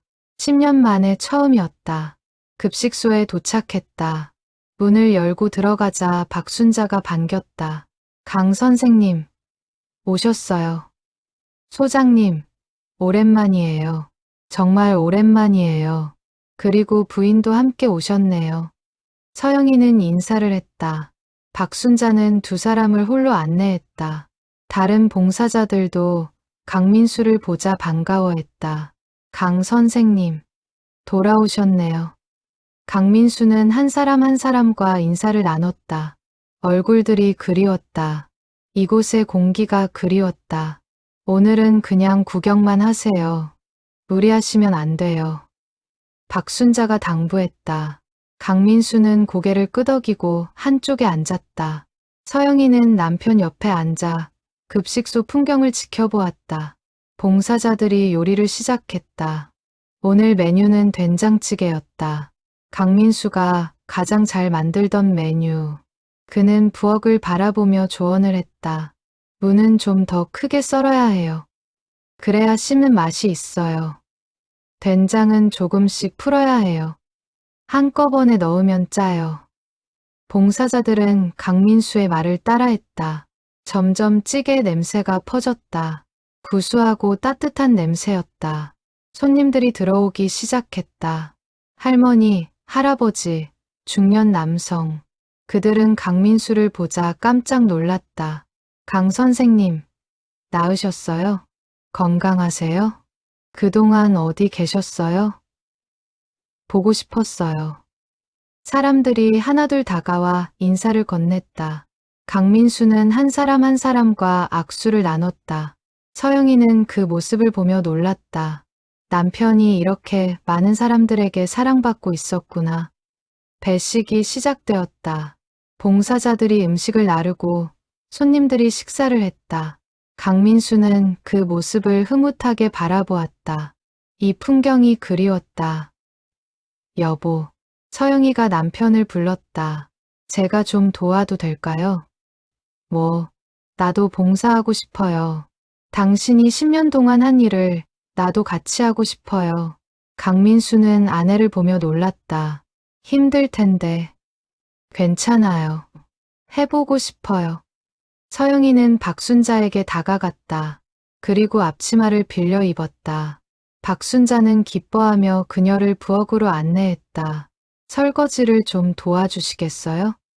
네, 그럴게요. 서영이는 싱크대 앞에 섰다. 그릇들이 쌓여 있었다. 그녀는 고무장갑을 끼고 설거지를 시작했다. 생각보다 그릇이 많았다. 하지만 힘들지 않았다. 오히려 뿌듯했다. 강민수는 아내가 설거지하는 모습을 보며 가슴이 뭉클했다. 10년간 혼자 했던 일을 이제 아내와 함께하고 있었다. 점심시간이 끝났다. 마지막 손님이 나가고 봉사자들은 정리를 시작했다. 서영이는 손을 씻으며 박순자에게 말했다. 다음 주에 또 와도 될까요? 정말요? 환영이에요. 남편이 좋아하는 일을 저도 함께하고 싶어요. 박순자는 서영이의 손을 잡았다. 고마워요. 정말 고마워요.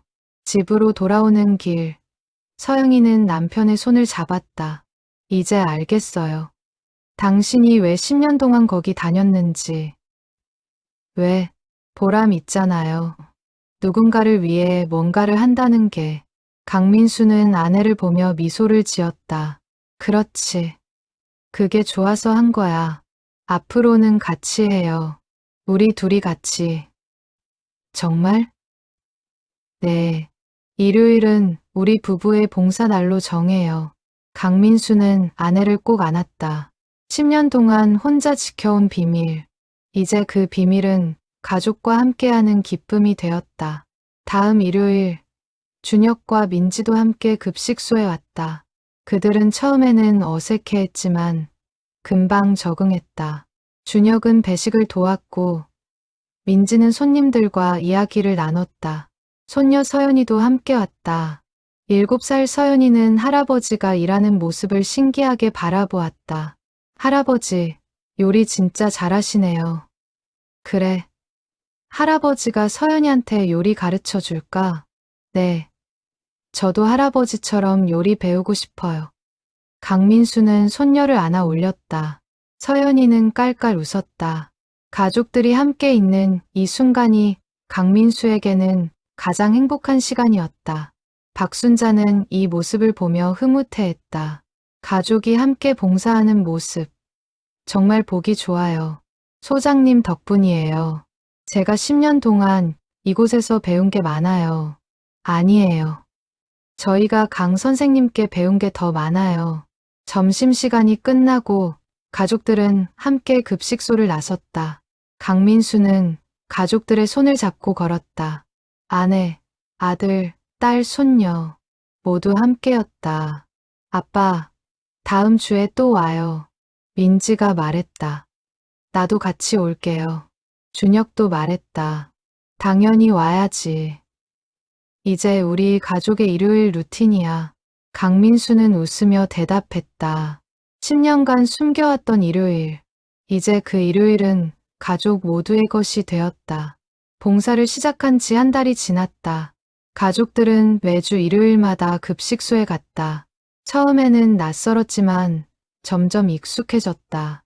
서영이는 요리를 배웠고, 준혁은 배식을 맡았고, 민지는 손님들과 이야기를 나눴다. 어느 일요일, 급식소에 낯선 남자가 찾아왔다. 50대 중반으로 보이는 그 남자는 깔끔한 옷을 입고 있었지만 어딘가 초라해 보였다. 그는 문 앞에서 한참을 망설이다가 들어왔다. 강민수는 그 남자를 기억했다. 몇 달 전 처음 왔을 때 떨리는 손으로 밥을 먹던 사람. 그때 이후로 한 번도 오지 않았는데 오늘 다시 나타난 것이었다. 어서 오세요. 들어오세요. 강민수가 인사를 건넸다. 남자는 고개를 숙이며 들어왔다. 빈자리에 앉았다. 강민수는 음식을 가지고 다가갔다. 오늘은 김치찌개예요. 맛있게 드세요. 남자는 고개를 들어 강민수를 보았다. 그의 눈에는 눈물이 고여 있었다. 저 기억하세요? 물론이죠. 몇 달 전에 오셨죠. 네. 그때 너무 부끄러워서 다시 못 왔어요. 강민수는 남자 맞은편에 앉았다. 부끄러워할 것 없어요. 여기는 누구나 올 수 있는 곳이에요. 남자는 고개를 숙였다. 그리고 천천히 이야기를 시작했다. 저는 회사원이었어요. 20년 넘게 다녔죠. 하지만 작년에 회사가 부도가 났어요. 퇴직금도 제대로 못 받고 쫓겨났죠. 강민수는 조용히 들었다. 재취업을 하려고 했지만 나이가 걸렸어요. 어디도 안 뽑더라고요. 알바도 해봤지만 생활비도 안 되고 결국 월세도 못 내서 쫓겨났어요. 남자의 목소리는 떨렸다. 처음에는 여기 오기가 너무 싫었어요. 창피했어요. 내가 이렇게까지 됐나 싶었죠. 하지만 배가 고파서 결국 왔어요. 지금은 어떻게 지내세요? 고시원에 살고 있어요. 아직 일은 못 구했지만 작은 알바는 하고 있어요. 편의점 야간. 강민수는 남자의 어깨를 가만히 두드렸다. 힘드시겠어요. 하지만 포기하지 마세요. 기회는 올 거예요. 그럴까요? 물론이죠. 당신은 20년 넘게 일한 사람이잖아요. 그 경험이 어디 가지 않아요. 남자는 눈물을 닦으며 고개를 끄덕였다. 여기 오면 그래도 마음이 놓여요. 다른 데는 눈치가 보이는데 여기는 아니거든요. 언제든지 오세요. 우리는 언제나 환영이에요. 남자는 숟가락을 들고 밥을 먹기 시작했다. 강민수는 자리에서 일어나 부엌으로 돌아갔다. 서영이가 그 모습을 보고 있었다. 저 분은 누구예요? 몇 달 전에 처음 왔던 분이에요. 힘든 시기를 보내고 계시죠. 서영이는 남자를 보며 안타까워했다. 우리가 도와줄 수 있는 게 없을까요? 지금 이렇게 밥을 드리는 것도 도움이에요. 그리고 귀 기울여 듣는 것도 큰 도움이죠. 서영이는 고개를 끄덕였다. 그녀는 남편이 10년 동안 이런 사람들을 만났다는 것을 깨달았다. 각자 사연을 가진 사람들, 도움이 필요한 사람들. 점심시간이 끝나고 그 남자는 강민수에게 다가왔다. 고맙습니다. 오늘 정말 맛있게 먹었어요. 다음 주에도 오세요. 네, 그럴게요. 남자는 고개를 숙이고 나갔다. 강민수는 그의 뒷모습을 바라보았다. 저 사람도 곧 좋은 기회를 만날 것이다. 그는 그렇게 믿었다. 그날 오후 집으로 돌아온 강민수는 안방에 혼자 앉아 있었다. 창밖으로는 겨울 햇살이 들어왔다. 그는 낡은 수첩을 꺼내 펼쳤다. 10년간의 기록들. 2016년 3월 20일. 오늘 한 청년이 왔다. 집이 없다고 했다. 밥을 주고 이야기를 나눴다. 2017년 8월 15일. 광복절. 할아버지 한 분이 혼자 오셨다. 가족이 없다고 하셨다. 함께 밥을 먹었다. 2019년 12월 31일. 마지막 날. 올해도 많은 사람들을 만났다. 감사했다. 수첩을 넘기며 강민수는 그 사람들을 떠올렸다. 얼굴 하나하나가 기억났다. 그들의 이야기, 그들의 웃음, 그들의 눈물. 여보, 서영이가 방에 들어왔다. 그녀는 남편 옆에 앉아 수첩을 함께 보았다. 이게 10년의 기록이에요. 응, 중요한 날들을 적었어. 이거 보니까 당신이 얼마나 많은 사람들을 만났는지 알겠어요. 강민수는 수첩을 덮었다. 나도 그 사람들한테 배운 게 많아. 인생이 뭔지, 희망이 뭔지, 어떤 걸 배웠어요? 강민수는 잠시 생각하다가 말했다. 처음에는 내가 그 사람들을 돕는다고 생각했어. 하지만 시간이 지나면서 깨달았어. 사실은 그 사람들이 나를 돕고 있었다는 걸. 무슨 뜻이에요? 퇴직하고 나니까 내 존재 이유를 잃은 것 같았어. 회사에서는 일을 했고 집에서는 가장이었지. 하지만 퇴직하니까 그 역할들이 사라졌어. 서영이는 남편의 손을 잡았다. 그런데 급식소에서 사람들을 만나면서 알았어. 내가 여전히 누군가에게 필요한 사람이라는 걸. 그게 나한테는 큰 의미였어. 당신은 우리에게도 필요한 사람이에요. 알아. 이제는 알아. 하지만 그때는 몰랐어. 가족들에게는 짐이 되는 것 같았거든. 서영이는 남편을 안았다. 절대 짐이 아니에요. 당신은 우리의 자랑이에요. 두 사람은 한참 동안 그렇게 앉아 있었다. 창밖으로는 해가 지고 있었다. 주황빛 노을이 방 안을 물들였다. 다음 날 강민수는 준혁의 전화를 받았다. 아버지, 잠깐 만날 수 있어요? 그래, 어디서? 집 앞 카페요. 30분 후에 갈게요. 강민수는 카페로 나갔다. 준혁은 이미 와 있었다. 그는 아버지를 보자 일어나 인사를 했다. 아버지, 앉으세요. 두 사람은 마주 앉았다. 준혁은 커피를 주문했다. 잠시 침묵이 흘렀다. 준혁이 먼저 입을 열었다. 아버지, 죄송해요. 왜? 제가 아버지를 제대로 몰랐어요. 퇴직하시고 심심하게 지내시는 줄만 알았어요.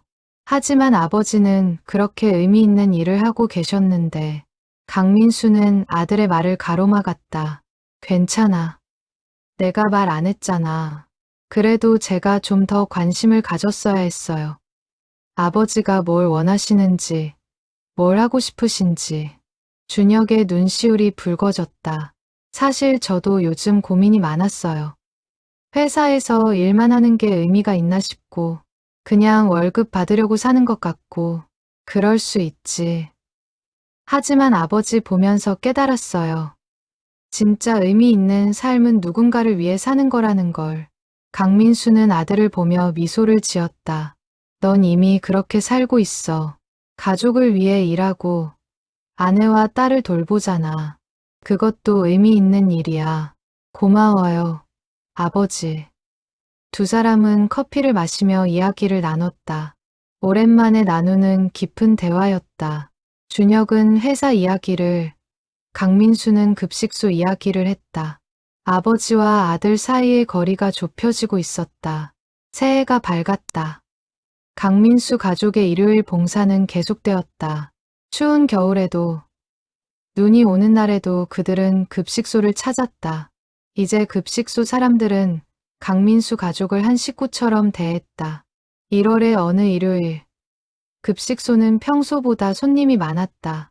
설 명절이 다가오면서 갈 곳 없는 사람들이 늘어난 것이었다. 봉사자들은 분주하게 움직였다. 강민수는 큰 솥에서 떡국을 끓이고 있었다. 명절 음식을 만들어 손님들에게 드리고 싶었다. 서영이는 옆에서 만두를 빚었다. 준혁과 민지는 테이블을 준비했다. 할아버지, 저도 도와줄까요? 서연이가 다가왔다. 강민수는 손녀를 보며 웃었다. 그래, 서연이가 만두 빚는 거 도와줘. 서연이는 신이 나서 서영이 옆에 앉았다. 할머니가 알려주는 대로 만두피를 잡고 소를 넣었다. 어설프지만 정성스러웠다. 점심시간이 되었다. 손님들이 들어오기 시작했다. 오늘은 유난히 나이 든 어르신들이 많았다. 그들은 혼자 사는 사람들이었다. 명절에 갈 곳이 없는 사람들이었다. 어르신, 떡국 드세요. 설 명절인데 떡국은 드셔야죠. 강민수가 떡국을 건넸다. 할머니 한 분이 그릇을 받아 들고 눈물을 흘렸다. 고맙습니다. 이렇게 따뜻하게 대해주시니. 천천히 드세요. 만두도 있어요. 서연이가 직접 빚은 만두를 할머니 앞에 놓았다. 할머니는 만두를 보며 웃었다. 이 만두 누가 빚었어요?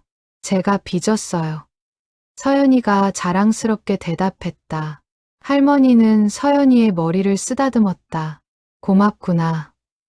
할머니가 맛있게 먹을게. 서연이는 환하게 웃었다. 강민수는 손녀의 모습을 보며 흐뭇해했다. 어린 나이에 이렇게 남을 위해 봉사하는 마음을 배우다니. 점심시간이 끝나고 손님 중 한 분이 강민수를 찾았다. 80대로 보이는 할아버지였다. 그는 강민수의 손을 잡았다. 선생님, 고맙습니다. 덕분에 명절을 따뜻하게 보냈어요. 괜찮으세요? 저희도 기뻐요. 할아버지는 주머니에서 작은 봉투를 꺼냈다. 이거 받으세요. 제 마음이에요. 아니에요. 그럴 필요 없어요. 아닙니다. 꼭 받으세요. 강민수는 봉투를 받았다. 나중에 열어보니 10,000원짜리 지폐 한 장이 들어 있었다. 할아버지에게는 큰 돈이었을 것이다. 강민수는 그 봉투를 소중히 간직했다. 그날 저녁, 집으로 돌아온 가족들은 거실에 모여 앉았다. 모두 피곤했지만 얼굴에는 미소가 있었다. 오늘 정말 보람 있었어요. 민지가 말했다. 저도요. 할머니들이 맛있다고 하시니까 기분이 좋았어요. 서영이도 웃으며 말했다. 우리 가족이 함께 좋은 일을 하니까 뿌듯하네요. 준혁이 말했다. 강민수는 가족들을 보며 감사했다. 10년 동안 혼자 해왔던 일, 이제는 가족 모두가 함께하고 있었다. 여러분 고마워요. 여러분이 함께해줘서. 무슨 말씀이세요? 우리가 고마워요. 아버지가 이렇게 좋은 일을 하고 계셨다는 걸 알게 해주셔서. 준혁이 대답했다. 며칠 후 강민수는 병원에 정기 검진을 받으러 갔다. 담당 의사는 검사 결과를 보며 만족스러워했다. 상태가 많이 좋아지셨네요. 꾸준히 관리하신 덕분이에요. 감사합니다, 선생님. 앞으로도 무리하지 마시고 규칙적으로 생활하세요. 그럼 건강하게 지내실 수 있어요. 강민수는 병원을 나오며 안도의 한숨을 내쉬었다. 건강이 회복되고 있다는 것이 다행이었다. 이제 더 오래, 더 많이 봉사를 할 수 있을 것 같았다. 집으로 가는 길, 그는 공원을 지나갔다. 벤치에 앉아 쉬는데 옆에 할머니 한 분이 앉았다. 70대로 보이는 그 할머니는 혼자 앉아 새들을 바라보고 있었다. 날씨가 좋네요. 강민수가 말을 걸었다. 할머니는 고개를 돌려 그를 보았다. 그러게요. 요즘 날씨가 참 따뜻해요. 혼자 산책 나오셨어요? 네, 집에만 있으면 답답해서요. 할머니는 슬픈 표정을 지었다. 아들이 있긴 한데 바빠서 자주 못 와요. 며느리도 일하고 저는 그냥 혼자 지내죠. 강민수는 할머니를 보며 공감했다. 외로우시겠어요. 그렇죠. 늙으니까 다들 귀찮아해요. 이해해요. 다들 바쁘잖아요. 혹시 일요일에 시간 있으세요? 일요일이요? 네, 매일 시간 있어요. 강민수는 주머니에서 명함을 꺼냈다. 급식소 주소가 적힌 명함이었다. 여기 한번 오세요. 일요일마다 무료 급식을 하는 곳이에요. 맛있는 음식도 드시고 사람들도 만나고 하세요. 할머니는 명함을 받아들었다. 여기가 뭐 하는 곳이에요? 어려운 분들을 위한 급식소예요. 하지만 외로운 분들도 많이 오세요. 같이 밥 먹고 이야기 나누면서 친구도 되고요. 제가 가도 될까요? 저는 돈이 없는 건 아닌데. 괜찮아요. 누구나 환영이에요. 외로우면 오세요. 우리가 함께 있어 드릴게요. 할머니의 눈에 눈물이 고였다.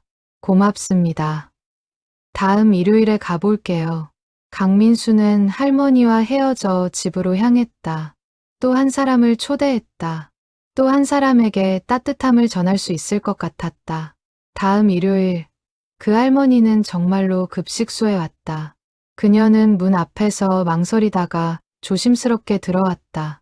강민수는 그녀를 반갑게 맞았다. 어서 오세요. 오실 줄 알았어요. 진짜 와도 되는 거예요? 당연하죠. 여기 앉으세요. 강민수는 할머니를 식탁으로 안내했다. 다른 손님들도 인사를 건넸다. 할머니는 처음에는 어색해했지만 금방 편안해졌다. 음식이 나왔다. 할머니는 숟가락을 들고 한 입 먹었다. 그리고 환하게 웃었다. 맛있네요. 많이 드세요. 점심 후 할머니는 강민수에게 다가왔다. 고맙습니다. 오랜만에 이렇게 따뜻한 시간을 보냈어요. 다음 주에도 오세요. 여기서 친구들도 사귀시고요. 그럴게요. 꼭 올게요. 할머니는 환한 얼굴로 급식소를 나갔다. 강민수는 그녀의 뒷모습을 보며 미소를 지었다. 또 한 사람에게 온기를 전했다. 그것만으로도 충분했다. 그날 저녁, 강민수는 일기를 썼다. 10년 동안 써온 수첩에 2026년 1월 26일 공원에서 만난 할머니가 급식소에 오셨다. 웃는 얼굴을 보니 기분이 좋았다. 앞으로 자주 오셨으면 좋겠다. 그는 펜을 내려놓고 창밖을 바라보았다. 밤하늘에는 별이 빛나고 있었다. 그는 깊은 만족감을 느꼈다. 이것이 바로 삶의 의미구나. 봄이 왔다. 3월의 어느 일요일, 강민수는 아침 일찍 일어났다. 오늘은 특별한 날이었다. 급식소 봉사를 마치고 가족들과 함께 진짜 등산을 가기로 한 날이었다. 10년 동안 거짓말로 했던 등산, 이제 진짜로 하는 것이었다. 강민수는 등산복을 입었다. 그 낡은 등산복. 하지만 이제는 거짓을 가리는 옷이 아니었다. 진짜 등산을 위한 옷이었다. 가족들도 모두 준비를 했다. 서영이, 준혁, 민지, 그리고 서연이까지. 모두 등산복을 입고 현관에 모였다. 자, 다들 준비됐어요? 네. 가족들은 함께 집을 나섰다. 먼저 급식소로 향했다. 오늘도 해야 할 일이 있었다. 급식소에 도착해서 봉사를 했다. 요리를 하고, 배식을 하고, 설거지를 했다. 손님들은 강민수 가족을 보며 고마워했다. 매주 오시는 거 보니까 정말 대단하세요. 가족이 함께 봉사하는 모습이 보기 좋아요. 점심시간이 끝나고 가족들은 급식소를 나섰다. 박순자가 배웅을 했다. 오늘 등산 가신다고 했죠? 조심히 다녀오세요. 네, 소장님. 다음 주에 뵐게요. 가족들은 차를 타고 청악산으로 향했다. 강민수가 10년 동안 간다고 거짓말했던 바로 그 산. 이제 진짜로 가는 것이었다. 1시간쯤 달려 산에 도착했다. 주차장에는 차들이 가득했다. 많은 사람들이 등산을 즐기고 있었다. 강민수는 차에서 내려 산을 올려다보았다. 자, 올라가 볼까? 네, 아빠. 가족들은 등산로를 따라 걷기 시작했다. 처음에는 완만했다. 나무들 사이로 햇빛이 들어왔다. 새들이 지저귀고 바람이 불었다. 상쾌했다. 서연이는 신이 나서 앞서거니 뒤서거니 뛰어다녔다. 할아버지, 여기 꽃 있어요. 진짜, 봄이 왔나 봐. 강민수는 손녀와 함께 꽃을 보았다. 작은 들꽃이었다. 하지만 아름다웠다. 1시간쯤 걸었을까. 중간 쉼터에 도착했다. 가족들은 벤치에 앉아 쉬었다. 서영이는 가방에서 물과 간식을 꺼냈다. 다들 물 마셔요. 힘들죠? 괜찮아요.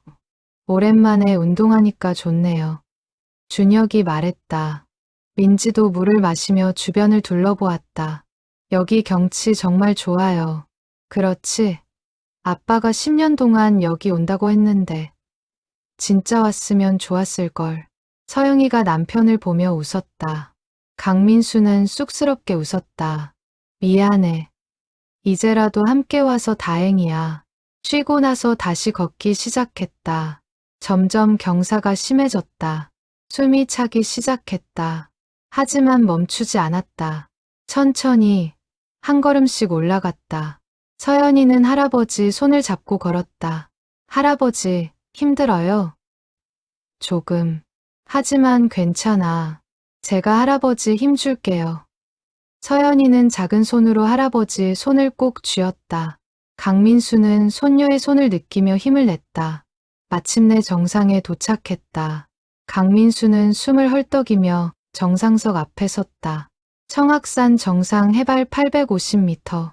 드디어 도착했다. 와, 서연이가 소리쳤다. 정상에서 바라본 풍경은 장관이었다.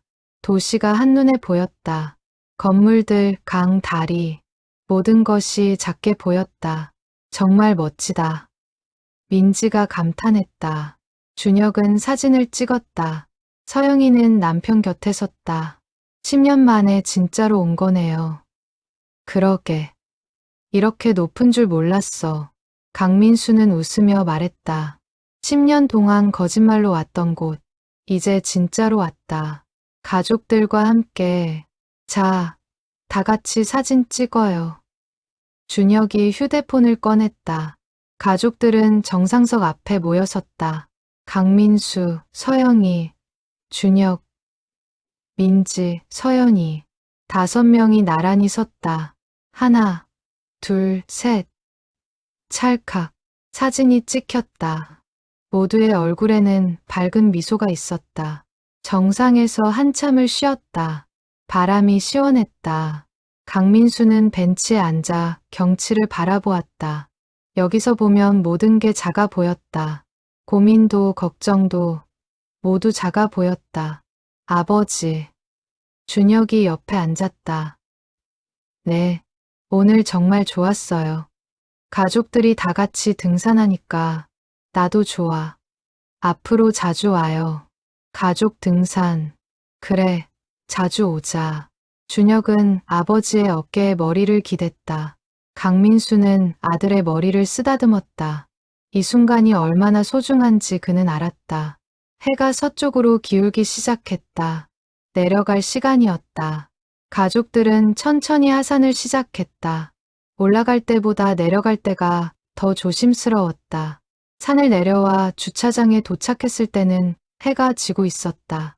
주황빛 노을이 하늘을 물들이고 있었다. 배고파요. 서연이가 말했다. 강민수는 손녀를 안아 올렸다. 그럼 맛있는 거 먹으러 가자. 가족들은 근처 식당으로 갔다. 산 아래 작은 한식당이었다. 메뉴판을 보니 된장찌개가 있었다. 이거 먹을까요? 서영이가 물었다. 강민수는 고개를 끄덕였다. 그래, 된장찌개 먹자. 음식이 나왔다. 구수한 된장찌개 냄새가 났다. 강민수는 한 입 떠먹었다. 맛있었다. 하지만 자기가 끓인 것만큼은 아니었다. 그는 웃었다. 우리 급식소 찌개가 더 맛있는데. 그럼 다음 주에 아빠가 만들어주세요. 민지가 웃으며 말했다. 그래, 만들어줄게. 가족들은 함께 밥을 먹었다. 이야기를 나누고 웃고 즐거운 시간을 보냈다. 강민수는 이 순간을 마음에 새겼다. 집으로 돌아오는 차 안. 서연이는 할아버지 무릎에 기대 잠들었다. 강민수는 손녀의 머리를 쓰다듬으며 창밖을 바라보았다. 10년. 그는 10년 동안 거짓말을 했다. 하지만 그 거짓말 속에는 진실이 있었다. 누군가를 위한 마음, 봉사하고 싶은 마음, 필요한 사람이 되고 싶은 마음. 이제 그 거짓말은 끝났다. 가족들이 모두 알았다. 그리고 이해했다. 오히려 자랑스러워했다. 함께하기로 했다. 집에 도착했다. 강민수는 서연이를 안고 집으로 들어갔다. 침대에 눕혔다. 서연이는 잠꼬대를 했다. 할아버지, 사랑해요. 강민수는 손녀의 이마에 입을 맞췄다. 나도 사랑해, 서연아. 안방으로 들어가 침대에 누웠다. 옆에는 서영이가 있었다. 그녀는 남편의 손을 잡았다. 오늘 정말 좋았어요. 나도. 이제 등산도 진짜로 하고, 봉사도 같이 하고, 우리 앞으로 이렇게 살아요. 그래, 함께 살자. 두 사람은 손을 꼭 잡고 잠들었다. 창밖으로는 달빛이 들어왔다. 다음 날 아침, 강민수는 일찍 일어났다. 베란다로 나가 도시를 바라보았다. 아침 햇살이 건물들을 비추고 있었다. 새로운 하루가 시작되고 있었다. 그는 깊이 숨을 들이마셨다.